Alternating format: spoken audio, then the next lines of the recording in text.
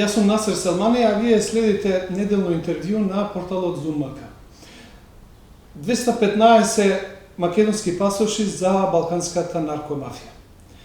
Разговарам со господинот Павле Трајанов, пратеник и пореднашен министер за внатрешни работи, за да разбереме нешто повеќе за овој скандал во Македонија. Господин Трајанов, благодарам што прифативте разговор за Зумака. Благодарам на вас што има можност да соопштиме некои ставови околу оваа мега афера. Дали можете, ваша, за почеток на разговорот, ваша проценка, кој е вашиот прв впечаток кога слушнавте за размерите на ваква афера во Министерството за внатрешни работи? Па ова е навистина мега афера со тектонски пореметувања од состојбите и во Македонија, но и пошироко на Балканот, може и пошироко во Европа. Мислам дека за прв пат се случува на овие простори пошироко да имаме масно издавање на практично фалсификувани пасоши на лица кои што може да загрозат безбедноста не само кај нас пошироко, на наркобизнисмени и други безбедносни интересни личности. Мислам дека во целина за целокупниот систем за безбедност во државата и разузнавање, контраразузнавање, да не зборува за Министерство за внатрешни работи кое што се соочува со крупни криминални афери, почнувајќи од аферата со масовно прислушување, па натаму бегството на двајцата обвинети кои што избегаа во Грција, па бегството на Никола Груевски, обидот за бегство на Мјалков, неодамна провалената операција околу борба против дрогата во Скопје, па сега тоа што се вклучи ДЕА, повторно вклучени висок полициски функционер. И тоа значи дека МВР мора да биде предмет на детална анализа и таму треба сериозни кадровски промени доколку сакаме да полека постепено да се таблира оваа институција согласно нивните уставни и законски надлежности. Значи се работи за криминал кој што го прават припадници на службите за безбедност кои треба во суштина се борат против криминалот, тешките облици на организиран криминал. Во суштина тоа тука се одвивало и мислам дека ова работа мора докрај да се расчисти и мора да понесат одговорност тие што се директно вклучени, но и тие служби и старешини што потврдиле околу превенцијата, околу спречувањето на ваква масовна појава. Опозицијата тврди дека ги објави првите наводи за скандалот, нели за да не власта да не го скрие скандалот, а од друга страна власта се жали дека со тој потек опозицијата се обидува да ја саботира истрагата. Кој е вашето размислување? Дали опозицијата направи добро што изнесе некои детали и како власта се справува со скандалот? Дали се одветен начин се справува? Значи, цело време имаме напади помеѓу ВМРО и СДСМ. Тој ќе каже дека вие имате големи уши, вие криви, другите и така натаму. Мислам дека овие две партии имат најголема одговорност за разорување на системите во државата што не функционираат. И двете партии имат или раководството на овие партии имат голема одговорност. Така да ќе видиме како ќе се развива целиот случај. Не ги знам мотивите зошто ВМРО ДПМН ја обелодени оваа цела афера, но факт е дека после тоа имаше брза реакција и ефектите се познати до сега. Значи само ситните службеници се предмет на истрага.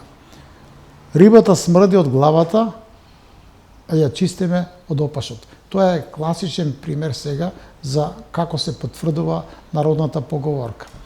За секој случај, како што нагласив, има тектонски пореметувања. Ова е голема афера со тешки последици, затоа што внатре во НАТО, каде што сме сега членки на НАТО, ќе има поинаков третман Македонија. Може да ги загрозиме евроинтеграцијските процеси. Меѓународниот углед на државата веќе е нарушен.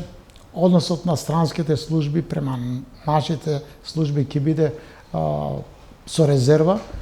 Да не зборуваме дека можни други последици околу воведување на повторно виза режим, што се надам дека тоа нема да се случи, но за секој случај фактот што имаме 215 фалсификувани пасоши кои сега се откриени, мислам кои сега се откриени, обелоденети, но тој процес траело. Јас сега од моето искуство, доколку сум добил такви и разузнавачки информации, тоа треба да се сосече уште 2018 во корен или 19, затоа што тој процес се продолжил. Се давали натаму патни исправи на познати наркобизнисмени. Не знам кои били мотивите, затоа што мора да има добра крим служба за борба против криминалот, организиран криминал, кој што ќе реагира брзо и ако не друго требало разместување, сериозна контрола да не се направи пропуск за нов пасош. Ова 2, 3 или колку години се дозволило да се штанцат вакви пасоши е крајно неодговорно, противно на методологиите, начинот на действување на службите за безбедност, но ќе видиме зошто и вака се постапило. Значи, дали е можно, вие сте искусен професионалец од МВР, дали е можно ваква огромна операција пошто има многу прекршување на закони, давање нелегални државјанства, давање на лични карти, па на крај доаѓа пасошите, и плюс на луѓе кои што се од криминалното милие. Дали е можно да се случува издавање толкав број на пасоши на криминални босови, а врвот на МВР да не знае? Ќе видиме што ќе покаже истрагата.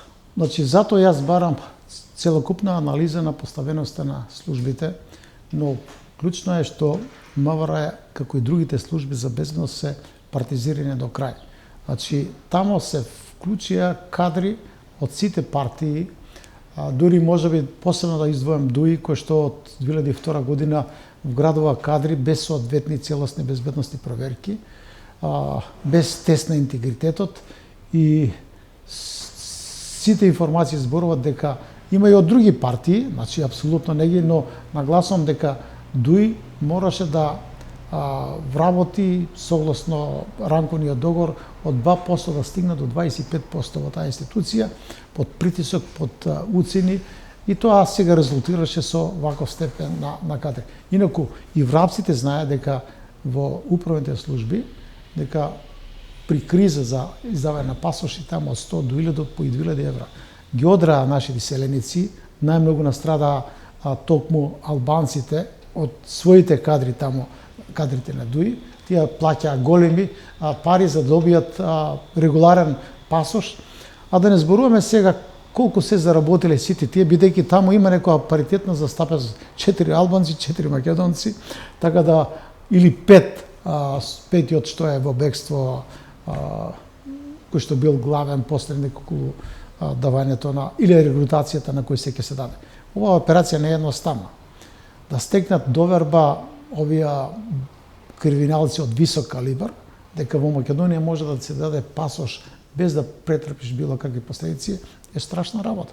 Значи, биле вклучени многу луѓе тука, конспирацијата била огромна и така натаму, но не може тоа да остане неоткриено од службите за безбедност, бидејќи имало посредници. Тие комуницирале преку телефони, интернет, доаѓале некои. Значи, е неможно да не се остави трага целата таа операција и...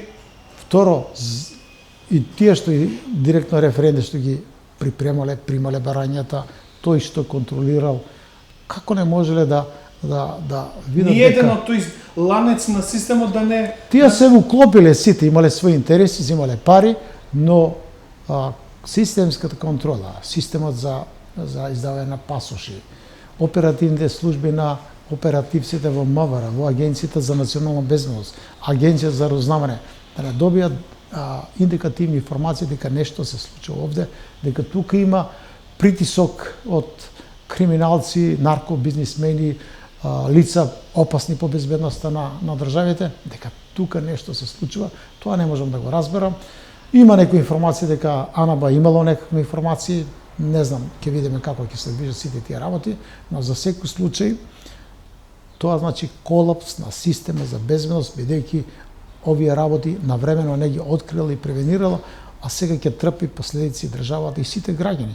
Во крајен случај, ако се испостави дека таа појава била од огромни размери, тогаш ќе имаме некакви последици. Се надам дека сите овие патни исправи што се издадени брзо ќе бидат блокирани преку Интерпол и не можат да бидат користени понатаму. И прашањето е дали после овој скандал, еве да речеме дека и министерот и не зна, дали треба да понесе политичка одговорност, затоа што во негово време се случува нешто што го компрометира и министерството, но и државата во целост. Министерот е политичка фигура, тој не треба да се вклучува во стручните аспекти на работата. Тој треба да го води министерството. Тој додуше веќе 5 година, сигурно дека треба многу работи да ги научи врзани за функционирање на системот и така натаму. Ќе видиме како ќе се одвија целиот процес. Предпоставувам дека ќе има и политичка одговорност, но и кривично правна одговорност за тие што или биле директно вклучени или пак не работеле својата работа така како што треба. Значи треба да се отвори прашањето на одговорност. Не може никако да застане на ниво на неколку референти кои што директно биле вклучени. Значи се работи за широко организирана мрежа, се работи за огромни износи на пари кои што се во игра, така да ќе видиме тој процес како ќе се развива, но факт е дека на министерот треба му недостасува стручен тим од високи професионалци. Доколку министерот навлегува во сите активности, бидејќи рековме 5-6 работи само ги спомнавме кои што се резултат на слабото функционирање на оваа институција, ако тој навлегува, тогаш нема да функционира. Мора да има стручен тим, да го формира, прво мора тој самиот да го формира тимот. И ако потврди тимот, и тој да одговара. А ако тој го постави, да речеме, мандаторот, а после тоа му стават заменик министерот, дуи, не знам, државен секретар од друга партија, од БЕСА, од ЛДП, од било која, не е важно, тоа е коалиција која што не функционира. И тука мислам дека се релативизира одговорноста на првиот човек. Значи, министер треба да биде сигурно дека треба да поседува одредени квалитети, да знае да организира работите, но најважно е да има мандат да си формира стручен тим. Зошто господин Трајанов прифаќа такви одговорни функции ако навистина така им се врзани рацете со разни партиски, политички Па се стават политички фигури, бидејќи партијата што е на власт сака да има целосно контрола влијанието на МВР и МВР да го штити криминалот на носителите на јавни функции, а не да го открива. Тоа е логиката од, не знам, веќе 20 години така функционираат сите партии. Сака да дојде партијата на власт и прво што се фаќат МВР да го контролират. Еве сега, порано, Управата за безбедност, контрразузнавање, сега АНАБА, да имат контрола и барат погодна личност што ќе раководи со таа институција и што ќе ги штити од можна, да речеме, компрометација или не дај Боже од можна истрага. Значи, тоа е главниот проблем, партизацијата. Вие гледате при тие технички влади како се менуваат. Начелниците ги менуват, стават кадри на ВМРО или СДСМ кога ќе дојде своји кадри. Како сакате да функционира, да биде независна институција, ефикасна, ако тамо главно се распоредат партиски кадри. Тоа значи катастрофа за функционирањето на оваа витална државна институција. Дали вклучувањето на американската ДЕА покажува дека навистина ние како држава не сакаме или нема политичка волја да се бориме против организираниот криминал? Значи со ДЕА се водат повеќе држави, ние повеќе од 30 години имаме соработка. На времето јас сам ја воспоставил таа соработка кога раководев со службата за јавна безбедност и тие дават огромна стручна помош, побука на кадри, но често пати се вклучени во одредени операции кога се работи за наркобизнис канали кои што поминат повеќе држави, тие имат системи за контрола, дават стручна помош, така натаму, но главно за тешките видови на дрога, кокаин, хероин, не знам, новите вештачки дроги, екстази и така натаму. За марихуаната, тогаш кога е претерано присутна, тоа значи дека во Македонија над 50 компании произведуваат сега марихуана. На вака мало подрачје, околу законските промени има проблем како да пласират, не знам, цветот од марихуаната и започна практично илегално да се трансферира оваа огромни количини на марихуана од Македонија во другите држави и тоа веројатно било силен аларм на ДЕА да биде вклучена, затоа што, да речеме, јас стратешки не се сложувам Македонија да претвори на наркокартел. Слободно се произведува без одветна државна контрола за пазарот и така натаму, па да го легализираме пушење на марихуана, да отвориме кафичи и така натаму. Со тоа ќе сме се заработувале огромни пари. Апсолутно мислам дека треба да се сведи за потребите на нашата држава и тоа за медицински цели, не за друго. Еве што се случи сега. Над 50 компании произведуваат дрога и вклучувањето на ДЕА само тоа е сигнал, аларм дека во Македонија нема контрола над производството и трговијата со ова, да речеме, опајна дрога марихуана. И затоа е пристап на ДЕА тука и ако не се вразумеме брзо да го тоа коригираме, мислам дека ќе имаме тешки последици, како што нагласив, и околу европерспективите, и околу статусот во НАТО, и пошироко. Значи, Македонија мора стратешки да се постави околу стеснувањето на можните криминални активности со овој вид на дрога, кој што, како што нагласив, голем број на компании се вклучени во производството. Господин Трајанов, благодарам за разговор. Благодарам нас.